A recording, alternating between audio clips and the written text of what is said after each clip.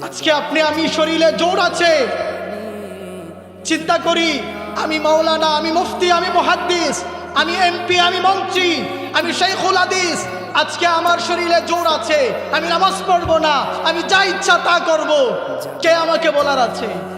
আল্লাহ বলছে আলাম ইয়াকুন নুতফাতাম মিন মানিয়্যিন। ইনসান সে কি দেখে না, সে কি চিন্তা করে না যে সে এক ফোঁটা নুতফা থেকে তাকে সৃষ্টি করা হয়েছে, যেটা মায়ের রেহেমের মাঝে রাখা হয়েছে। আজকে আপনি চাইলে হাতিকে নাচাতে পারেন, বাঘকে বসাতে পারেন, হাতিকে বসাতে পারেন, বাঘকে নাচাতে পারেন। হে ইনসান, তুমি চিন্তা করো, তোমার অতীতের কথা একটু চিন্তা করো। তুমি কি ছিলে?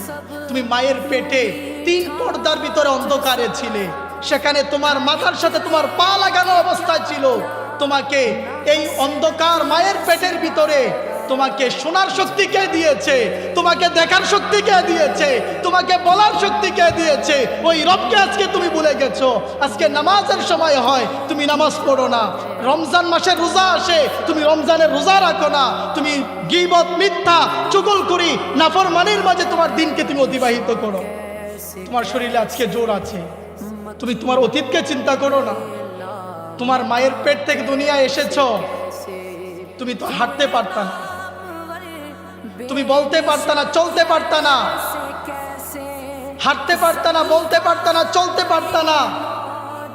তোমার ক্ষুধা লেগেছে, খাবার চাইতে হলে তোমাকে কান্না করতে হতো, তুমি কান্না করতে। তুমি পায়খানা প্রস্রাব করে নিজের শরীরকে তুমি ভরাই ফেলতে। তোমার পায়খানা প্রস্রাব দেখে তোমার আপনজন দূরে সরে যেত, তোমার মা সরে যেত, স্ত্রী সরে যেত, তোমার আপনজনরা সরে যেত, কিন্তু তোমার মা তোমার ময়লাগুলো পরিষ্কার করত। হে ইনসান, হে বান্দা, তোর মায়ের অন্তরে আমি, তোমার মায়ের অন্তরে আমি আল্লাহ তাআলা যদি তোর প্রতি ভালোবাসা সৃষ্টি না করতাম, তুই তখন কি করতি? তোর ময়লার সাথেই তো তুই লেগে ছোটবেলা তোর শরীরে পোকায় ধরে যেত, তুই ছোটবেলায় মৃত্যুবরণ করতি। তোর মা তোর ময়লা পরিষ্কার করছে। তোর মায়ের অন্তরে তোর প্রতি ভালোবাসা কে সৃষ্টি করে দিয়েছে?